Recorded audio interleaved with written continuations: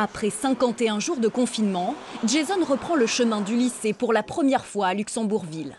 Une rentrée qu'il attendait avec impatience, mais qui reste un peu déroutante. C'est bien de voir mes amis ici à l'école. Je suis content de rentrer, mais oui, c'est un peu bizarre de voir toutes les personnes avec la masque et tout ça. Comme Jason et ses camarades, les 6000 lycéens luxembourgeois de terminale ont pu reprendre les cours, mais l'école n'est plus la même. Avec la crise sanitaire, toute l'organisation logistique et la pédagogie ont été revues. Les classes sont divisées en 2 groupes. Pour suivre ce cours, par exemple, une partie des élèves est face au professeur, l'autre moitié face à un écran vidéo. Dans cet établissement, comme dans tous les lycées du pays, les normes d'hygiène sont particulièrement strictes. Nous avons pris beaucoup de mesures.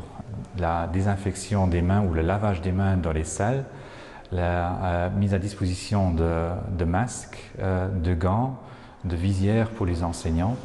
Tout est fait pour que les lycéens puissent reprendre les cours en toute sécurité. Car dans 3 semaines, conformément au calendrier initial, les élèves de terminale vont passer l'équivalent du baccalauréat.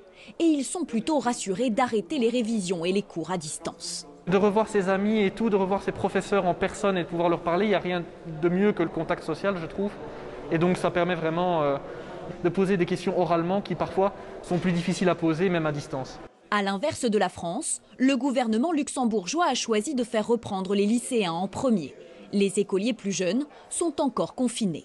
On a décidé de faire entrer les plus grands en premier parce qu'on est d'avis qu'eux sont mieux adaptés à respecter toutes les consignes de sécurité et qu'ils pourront donner le bon exemple. La reprise des cours dans l'enseignement secondaire au Luxembourg va s'étaler sur les 2 prochaines semaines et le 25 mai, ce seront aux écoles et aux crèches de faire leur rentrée.